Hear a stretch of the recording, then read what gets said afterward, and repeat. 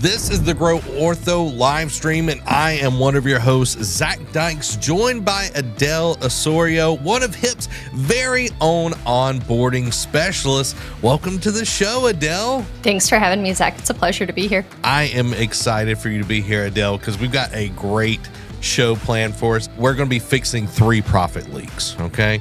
Unscheduled observation patients, no-shows, and unanswered calls.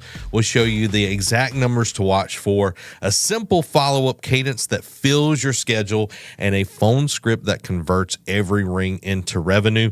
Patch the leaks, and you'll add 6 figures without chasing a single new lead, because, my gosh, chasing new leads, you know what I mean? Mm-hmm. It's like when you got all that money just sitting in there, just waiting on you. Waiting on you, Adele. So, Adele, before we jump into the meat and potatoes of everything, tell everybody a little bit about yourself and your experience within the orthodontic industry. Well, I can say orthodontics is a real passion of mine, and I started out as a treatment coordinator. That was about 2017, and I fell in love with it from the get-go, to be honest. And I luckily was working with a doctor that was passionate about explaining step by step and had really great systems in place at the time. And from being a treatment coordinator, rolled into marketing coordinator, and then rolled into management, and got to really jump in deep on some things. And, as that progressed, I think I fell more in love with orthodontics. And from that point, just wanted to challenge myself a little bit further, and found myself here at HIP, now working with several orthodontists, and I love it. So, Adele, some practices are sitting on like $500K. That's kind of crazy, and they don't even know about it. How does cash hide in plain sight like that within a practice? Well, systems are important, and having an eye on the health of the practice is really important. So you got to be running reports on the regular, but to have money sitting in your pocket unattended to, you want to take a really good look at your observation program. I love that, because I feel like chasing leads, new leads, is on the edge of everybody's mind. But the people that said, well, I need to go talk to my spouse, or, not right now, or they might have not answered the call, that right there seems like, oh, well, they're not interested, I'm not going to worry about it. But what's the silent cost of ignoring the ones you already have got in your pipeline? Well, the thing about observation is that it's a no-brainer. It's easy. They already like you. They've been coming to you, and you should have a rapport built up. So there shouldn't really be a reason for them to go elsewhere. And we tend to lose that when we're not tending to them and we're not building that value. So if they're not scheduling their next appointment to come back, or don't understand why they're coming in the first place for these observation appointments, you're losing them. I know Dr. Ann Gorzica, we had her on the podcast a year or so ago, and she literally took over just calling her observation column. And she was like, it sounds weird that the doctor is doing this, but she's like, I proved to myself that what we consider calling too much was not enough. And she called someone upwards of 30 times, checking on them and trying to get them in. And when they finally came in, she was like, how many times do you think we called you? And they're like, maybe like 12. But she called upwards of 30 times. And it's like having that mindset shift is huge, because most teams quit calling after 2 attempts. They're like, I don't want to bother them. But what's the magic follow-up number before conversation and conversion starts to skyrocket? I don't know if there's a magic number, and I do remember listening to that podcast and resonating with that so much. I feel like I listened to it yesterday, so it's crazy. That was a year ago. But I think it's important to be consistent is really going to be your key, because if you call once, they don't answer, call the next day. Change up your communication, send a message, send an email. I recall sending postcards out even, like, how can I reach you? What's going to work here? And eventually you're going to get connected, but it's going to take more than 2. And I would be willing to bet that on an average, it's probably about 15 to 20 touch points if they've really run stagnant. If you've got somebody who hasn't been to your practice in over a year, it's going to take some legwork. But if you're making a touch point once a month or once a week, you're probably not going to get it. In this day and age, there's no telling how many Mm-hmm. notifications that I get on my phone on the daily. And Right. I've turned off a ton of notifications, but I still get a bunch. And I have a ton of unread emails and Mm-hmm. texts. Even people that I want to talk to, I still don't reply to their texts because I get inundated so easily. And it's the same way with our customers. If we act that way, that potential patient is probably going to act that way as well. Oh, yeah. People are busy. They've got to schedule a to-do list, right? Everybody does. Yeah, and family, friends, whatever they're wanting to do, it's like you've got to take that into account. And, this isn't the 1950s, so you have to market like it's 2025. You have to think like people in 2025. But, we're talking about people are busy. They'll call us back, which I think that is almost insanity. Why is that mindset a revenue killer, Adele? Well, it's a killer because it's not going to happen. And so if you're relying on someone else to remember that they need this appointment or remember that you called and that you said, oh, they're going to give me a call back, it's not going to happen. It's not realistic. We get, like you said, we get too focused, too tunneled into that to-do list and what's going on, what's the next step, what do I have to get to next? It's just not going to happen. So when we have that mindset of, oh, they said they're going to call back. I've already called twice. I don't want to call again. I don't want to bother them. You're just shutting the door. It's really, you're not going to get anywhere. I mean, maybe don't give them a call again that afternoon, but reach back out the next day and maybe send it as a text message, since we know in this day and age that tends to be the way to communicate with people, right? You can try to call 100 times, maybe not get an answer, send a text message, and boom, all of a sudden you're in communication. So yeah, it's a really poor mindset to have in thinking they're going to call me back. If they don't know that value, if they don't understand the importance of having that appointment, it's not going to happen. It's not their job. You're having to convince them that this is worth them spending time and money. And I'm a millennial, and I know most millennials hate talking on the phone. So it's like if you're trying to get with like millennials or younger, it's like, text us. I don't want to talk to you. Just text me and we'll take care of business. But if I have to jump on a call, it's like I go through all, like, you know what I mean? It's like you start living in your head and it's like, oh, well. So it's like if you just take that step, it's like text them, email them, send a carrier pigeon, whatever you got to do. Just, try something different if one form of communication isn't working. But let's switch over to observation. You talk about observation patients being like an uncashed check. Can you kind of break down that metaphor so everybody can understand what you mean by that? Sure. So observation in that program, and several of the listeners here know exactly what that is, but you either have someone who came in, had phase 1, and now they're in this sweet spot to wait until we can get into phase 2, or it's someone who came in and they're just not ready yet for whatever reason. Maybe that dentition is just kind of mixed and we can't do a full treat and we can't do a phase 1. So either way, they've come in, they've met you, and they've had the opportunity to make this relationship. Observation allows them to come in every 6 months or every 5 months, whatever that system looks like for you guys. But they're coming in and they need that value in that appointment, because if they don't, they're really not looking to come back in. They don't understand why they're coming in the first place. So building that value is really important. You got to build up the value, and then having them come in, appointment after appointment is going to then internally make an easy yes for when it comes to that time for a consultation, and it is go time. So it really is, it's like a little piggy bank, right? You've got your check and it's sitting in your hand. Well, that's them coming into that appointment. And then you got to go to the bank. So that's when you get to cash your check in. So if you've just got a check in your hand, you don't really have that money, right? You got to go to the bank and cash it in. You've got a new patient who's come in, or you've got someone who just finished up phase 1 and they're in that sweet spot of waiting. Well, you don't really have that money. You haven't really cashed them in. You got to take them to the bank, but we need to build the value in between to get them to that consultation, to get them to say yes, and to get them to move forward. So they're just a check sitting there in your hand in the meantime. They're not actually cash in your hand until you've checked it in. It's like building any kind of relationship. Like when my wife and I were dating, if I would have been like, it's in the bag, and I stopped texting her, I stopped hanging out with her, I stopped calling her, interacting in all forms. It's like, well, I know she likes me. But you're not nurturing it. But I'm not nurturing that relationship. And the same thing goes for our observation list.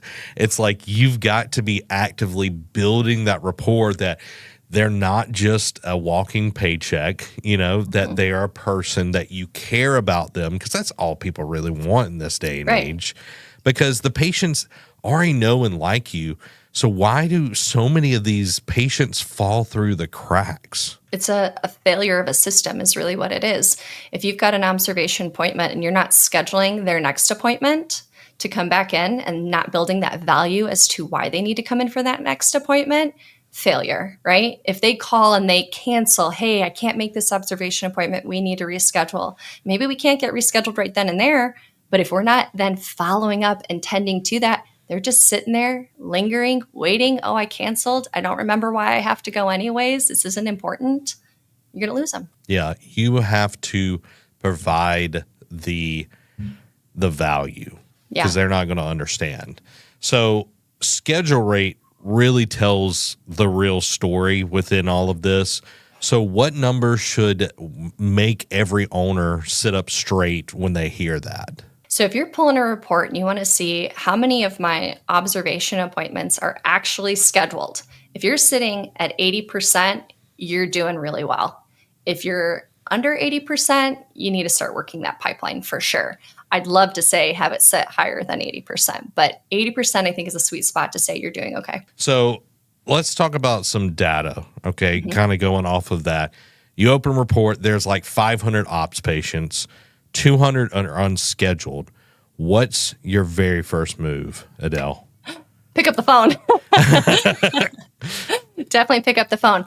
That's a great question. If you're looking at a total of 500 sitting in there and you've got 200 that aren't tended to, I think one thing to evaluate is when was their last appointment, right? Because if it's been over a year, they're going to take way more touch points. So I would start working the individuals that are less than that year time frame, right? Maybe they haven't been there in 6 months and they've only missed the one appointment. They're still very fresh. It's that fresh check handed over, right? So we want to try to get them scheduled. We want to nurture whatever value we've provided in that previous appointment and making sure that they don't fall off the radar. And then you want to jump into reaching out to the ones that have started to run a little bit more colder and they've lost out on, 2 appointments, or it's been even more than that, because they're going to be harder to rope back in, but that value is still there. They're not a lost opportunity, and we still want to give them a call, but it's going to take more than a phone call, a text message, an email, and a postcard. Yeah, it's rebuilding that relationship. Again, anybody that's ever had a relationship with anybody, friend, romantic, whatever, it is a process, and it is going beyond just like, oh, well, this is easy for me. This is, convenient for me. Sometimes doing the inconvenient things go so much further than you would ever realize. Oh yeah, so much further. And if you really just nurture it from the start, you don't end up in that pickle. Yeah, you don't have to bend over backwards and turn yourself into a pretzel. So let's talk about who owns the list here. We've got doctors, we've got office managers, TC. They all have stakes in this, but who should be running the unscheduled list day to day? Yeah, I think that's a couple of hands on deck. Your treatment coordinator who's overseeing the observation is first on deck. She should know, or he should know, exactly what those numbers are and be nurturing to try to get those scheduled. However, I would say you should also tap in your scheduling team, right? That's what they're there for. So I would be tapping them in, but your doctor should also be well aware of what those numbers are. And it doesn't need to be a daily kind of report, but I'd say at minimum, at least once a month, to say, hey, this is how many observation patients we have, and this is the percent that's not scheduled right now. You got to be in the loop. It's like having that because you're building a system of accountability. It's not just one person's job. Everybody is pitching in. Everyone is holding each other accountable. And I know a lot of people tend to see the word accountability in the wrong way. It's like, no, you're doing this because you care. You're doing this because you want to perform your best. So let's talk about some systems and accountability. So inspecting without micromanaging, how often should leadership audit these KPIs? That is a pretty great question because you don't want to micromanage. And I think your best workaround that is always offering to help. Because when I think you show that you're a team player, it's never going to feel like you're micromanaging.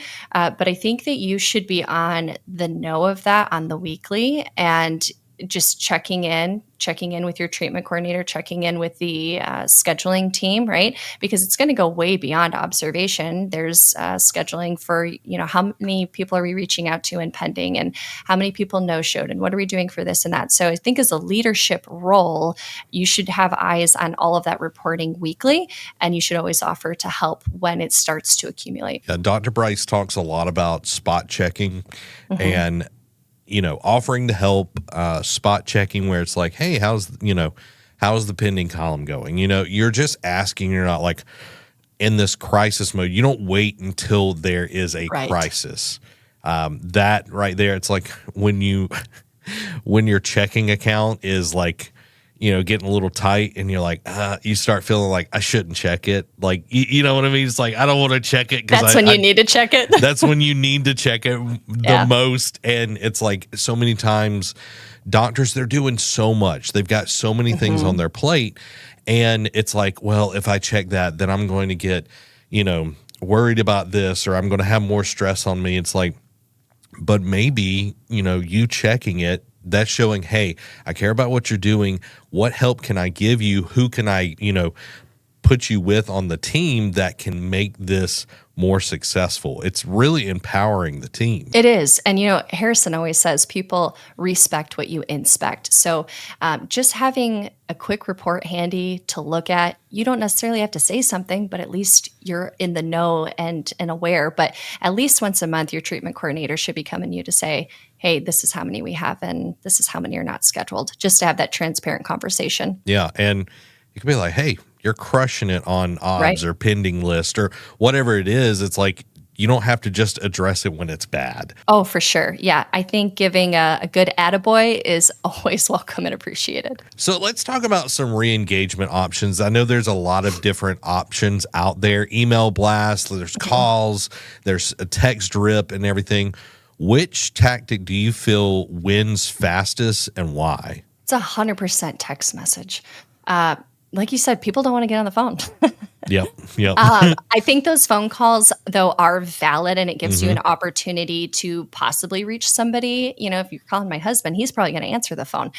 Me, on the other hand, it is going to be text message, and I think that's a good portion of people nowadays. Is communication is a lot easier. It's at your fingertips, and you can jump into the next thing, and you're not tied for whatever portion time out of your day on a phone call. But I'd lean on text message, and I would utilize phone call, even if you have to leave a voicemail, because it does provide a very personal touch. But if you can't get connected, you got to lean in on text message. Yeah, it's making sure you're hitting all the different touch points, because it continues to get larger on how many touch points that you have to give. It was 17, then it's 14, and then I think because our attention spans are less than a goldfish now, it's literally 8 seconds and theirs is 9. It's like you have to reach people in different ways and different forms, and being able to do that is huge, because you're actually going to get people to call back. And that's the whole point of doing this. You're not just doing this to get a better secret shop score, Right. And every couple of days, I think it's great to give 2 touch points, right? Make a phone call in the morning, in the afternoon, maybe you try to make another call, or maybe you do a text message instead. But it allows for that number to register, and, oh yeah, they called me earlier, or, oh yeah, I got a message earlier, and they recognize, and it's a little bit easier to get connected. I think when you give 2 touch points in a day, I wouldn't do that every day though. Those are those golden nuggets right there. Don't be, that busybody person that just keeps popping up. You're just like, oh my God, I want to block them. So don't be that type. But let's talk about missed calls. I know we've talked about OBS and all of that, but missed calls in general equals missed revenue. Absolutely. And let's 10 missed calls a day could equal up to like $15,000 lost. How do you plug that leak tomorrow if you were in an office? I think having phone recorded systems is amazing, and the technology and programs that are out there just give such great perspective for you. A lot of them allow you to pull that reporting. So when you see that you've got a few missed calls, that's one thing. But your team needs to understand that every phone call coming in is an opportunity for a new patient, an opportunity for growth. And when you have that mindset, you're less likely to miss those calls. And the perspective of that growth is also fielding their bonuses, right? So we don't want to miss calls. We don't want to miss opportunities. And you want to have goals. I mean, systems in place are important in really every aspect. And so you should have a goal. And then find a way to celebrate it. I remember my goal was 90%. I wanted 90%. I really wanted nothing less than that. And I would pull random phone calls and listen to, a call here and there. And hey, you did a great job. And hey, I want to share this. Do you mind? Because everyone needs to hear how great this was. So when you give that motivation and you start to filter a system, it allows you to plug that leak. Because if you approach that and say, hey, we only answered 70% of these calls. We got a really big problem. Well, your team's not necessarily going to be motivated, right? Because we're kind of coming in with a hammer. So I think you need to approach that in saying, this is our goal. And you need to nurture that goal by providing motivation for your team in sharing the attaboys here and there. And so your first approach really is to make sure that you, one, have enough designated front desk team members, right? And is it reasonable to say that 2 people can answer, the average amount of phone calls we're getting Monday through Thursday? Or maybe on Tuesday at 3:00, it's crazy busy and we really should have a third person. All right, well, let's get a part-time person and let's plug and play so that things can actually run effectively and that your team isn't stressed, they feel supported, and that we're not missing any phone calls. So having the ability to have those phone recording systems that give you all that great reporting allows you to know what you need on deck, where those busy points are, and allows you to also provide motivation for your team. That right there, it just goes to show you, it's like when you know what to look for, it just makes perfect sense. And practice beacon is a great tool to start using. VoIP systems, of course, like knowing what your answer rate is going to set you up for so much success. I know we talk about it, and it might be even more at this point, but if you miss one phone call a day, and it's someone that would start over a year, that's $1 million lost in revenue. So every phone call, every single one. Yeah. And it's like, if you, again, going to the bonus structure, if you reward the actions that you want to take, of course, you don't say, oh, you answered a phone call, here's $10 to Starbucks. It's like, no, you don't do that. You set the goal. It's like, they have to schedule, they have to come in. You put things in place, but you're rewarding the action that you want to see over and over again. And as that becomes commonplace, you can move the goal a little bit further. And everybody's working on that, because the front desk is the gate to your practice, but it takes everybody, records going smoothly, TCs being able to convert, and them to have an awesome time in the back with the clinic. Yeah. And, if that phone call isn't a pleasure kind of conversation, it's going to be harder to get people scheduled too. So I think the tonality and the conversation and the perspective of your staff being happy and wanting to call is what you want, which is why that motivation is so important. So let's talk about energy selling then. What kind of voice shift, that tone shift that actually helps show rates on the spot? So while in practice, I would always say it with a smile.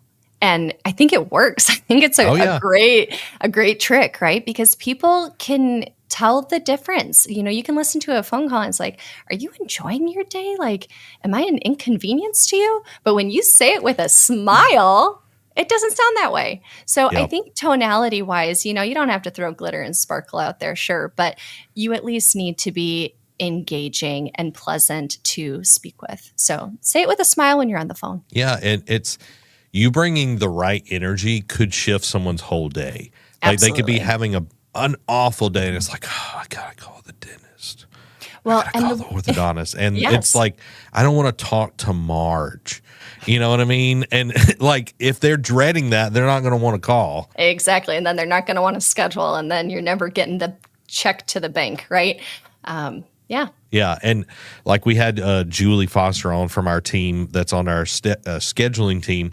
And just talking to her, like the way she it just feels like you're sitting down with a good friend. And Yeah. by the time you're already done, you're scheduled, you know everything that you're supposed to, but it doesn't feel like, you've been tricked or you've been beaten or bludgeoned or anything like that. You feel good about the experience. Right. It's a good intentional conversation. And something that we need to be really mindful of is who's on the other line, right? Not everybody that's calling the dentist or calling the orthodontic practice is excited. There are several patients out there, potential patients out there that, this is a long haul for them. There's a heartstring in there. There's a pain point, right? And they're not excited. Yeah, they want to get to the end point, but maybe there's been some kind of trauma in the mix of it. So you've got to be able to read the room too. Being able to read the room, being able to connect with them, make them feel seen, because more people would rather die than go to the dentist. Like they have that big of a fear. It's like they're more afraid of the dentist than dying. And that says a lot. Yeah, it does. I met somebody on my son's soccer team who mentioned that she has a grown adult, right? But she's got to be put under just to have her teeth cleaned because her anxiety just kicks in so rough. And I thought, wow, I can't wait to go to the dentist. Do I get a sticker this time? Well, I know we talk front desk, receptionist. I went to the ENT today, and the experience was very lacking. I waited like 45 minutes and all of that stuff. But what would you say sets apart a front desk person at an orthodontist compared to just your run-of-the-mill receptionist? Yeah, I think orthodontics is an experience. And whether you're coming in because this is a tough situation or it's something you've always wanted or you've always wanted for your kid, it's an experience. And the first face, the first person you're talking to is at the front desk. And so I think in orthodontics, we have such a privilege to build that connection when you're on the phone and you're scheduling that new patient consultation, or maybe you're following up from observation. But regardless, when you're on the phone, you have the ability to almost make a really good friendship out of it, right? And make some personal notation, right? Maybe they tell you, oh, I'm getting married and I really want to get my teeth fixed, or whatever it may be. And so you have that chance to build a personable connection, and then they're coming in and they're on this journey with you, and it's an experience. And at the end of it, you were a huge part of it. So I think that's the best mindset to have around that. What would be a simple kind of, not necessarily a script, but a flow that someone could implement tomorrow in their practice? For like a new patient phone call? Yeah. Yeah. Obviously you want to say who you are and welcome, them into the practice. Thanks for, calling HIP Orthodontics, and, what can I help you with today? Right? Because one, we don't necessarily know, are they interested in Invisalign? Are they interested in braces? Is this a hard case, easy case, whatever it may be? So you're going to go through and gathering all that information, but what's going to bring you in? What kind of treatment are we interested in is a great question to ask. But then setting the tone at the end too, to let them know that they have an opportunity to start treatment the same day, to save them a trip back. I mean, that's volumes right there, because now they have that expectation that they're able to come in. Getting that insurance information is always tricky, but it allows you to go through and validate what they have so that when they come in for the consultation, it's smooth like butter, right? So I think another really great question to ask on those new patient calls is to ask if they've ever met the doctor before. If you're working with a practice where you're very involved in the community or the doctor's very sociable, that's a really great question to ask. And 8 out of 10 might say, no, I've never met the doctor. But the other two are going to say something along the lines of, yeah, met the doctor at the baseball game. Awesome. Can't wait to come in. What a great doctor, right? There might be this personal touch. And so when they're coming in for their consultation, doc may or may not remember that. But if you have that to share, that's gold because Yeah. they're now going to think, oh, you remembered me. And they very well may, but maybe they also don't. So it's a really awkward scenario when you have someone who comes in that's met the doctor and doctor doesn't remember. So I think that question, even if the answer is going to be no most of the time, it's well worth it when the answer is yes. And the other side of that might be, no, I haven't. But my sister-in-law goes there and she loves them because X, Y, and Z, and get some more insight on that. And you might see what's important to them and why they're choosing to come to you. And it also allows you to build up your doctor and build up that relationship to make a connection, because right now you have to build that value. And it might even be, no, I don't know them, but I've saw your ads everywhere. Everywhere. Yeah. And that's like, okay, that's telling you that your ads are working, your billboards, your Facebook, whatever it is. But it also like helps you get a connection with them because it's like, oh, you're part of the community. You are involved. I know we talked to somebody, I can't remember what practice it was, but at the Friday night football games, right before the football game, about the hour or so, they'll hand out like pom-poms as people are going in. The practice does. And the doctor's there, and it's just an hour, but it's every home football game, but it's putting everybody in that community has to go past that orthodontist every time. Yeah, that's a winning ticket right there. Yeah, it's great. So make sure, I love that, and even kind of pre-framing some of the pricing as well. It's like, hey, depending on insurance and this, that, and the other, it's going to be X down and as low as X a month or whatever, if you do it that way. But that helps the TC not feel like they're surprising the person and they go into that fight or flight kind of brain pattern where it's like, oh, I got to figure out a way to get out of this. I need to talk to my spouse or whatever it is, it's you're prepping them. And then when the TC calls them before their appointment, they can even remind them again, but that's setting that expectation. Yeah, setting the expectations to be able to start treatment the same day. What are they coming in for, right? If they don't want anything to do with braces, well, you're not talking about braces at that consultation. Yeah, it's like, oh, well, I just want Invisalign then or whatever, clear aligners and everything. So it helps set the expectation and making great notes while you're on that call, like having that ability to just be like, hey, that way when the TC gets a hold of them, they're not starting fresh, having that kind of workflow and everything. So let's talk about a playbook here. Before any new campaign, you're pulling 3 reports. Which ones and what do they reveal for that campaign? Reports before a campaign. Help me connect with the campaign. So like for ads?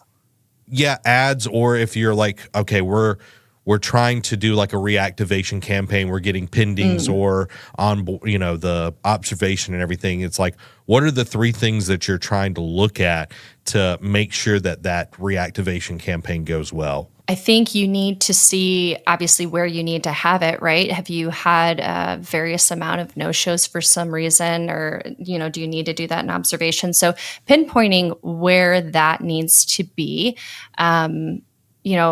running reports, obviously, and, who's scheduled, who's not scheduled is step 1. So you want to look at, no-shows. You want to look at, even people that have, if you're tracking people that have opted in that you haven't gotten in connection with. And then people that have also come in, had a consultation, but just fell into pending.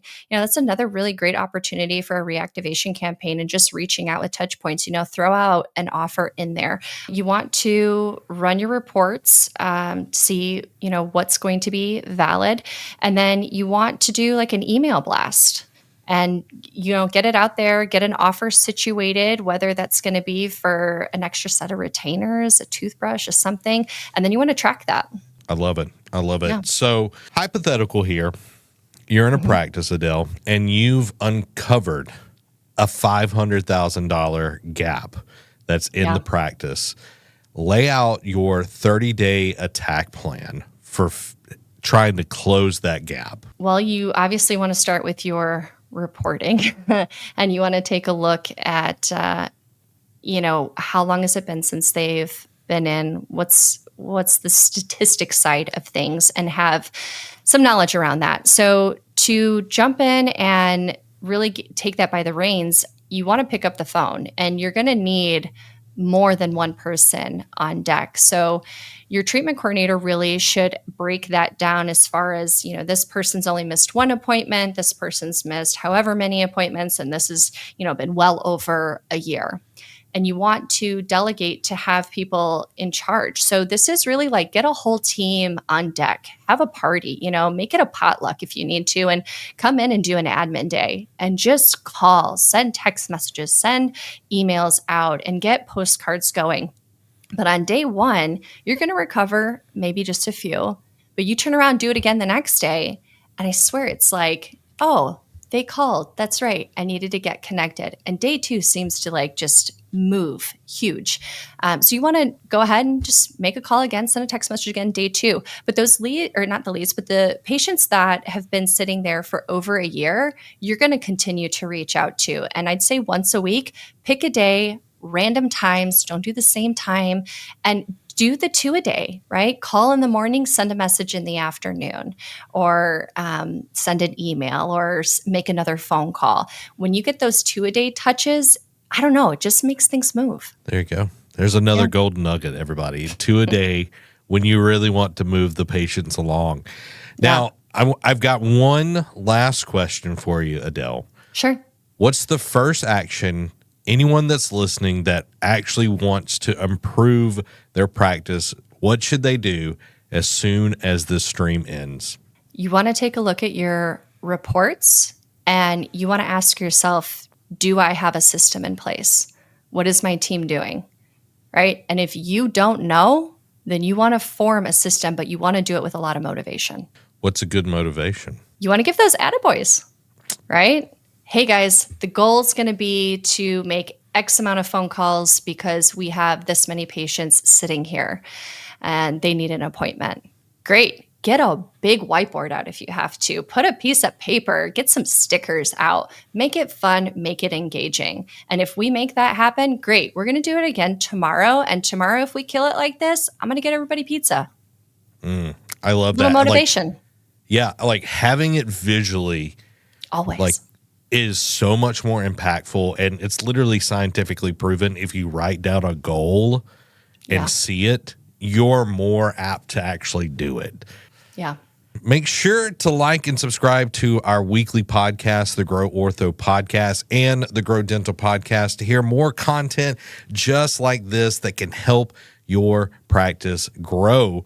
Because Mark Twain said it best, the secret of getting ahead is getting started. So get out there and get started making the changes you want to see in your practice now. This has been Zach. And this is Adele. Thank you for watching the Grow Ortho Livestream.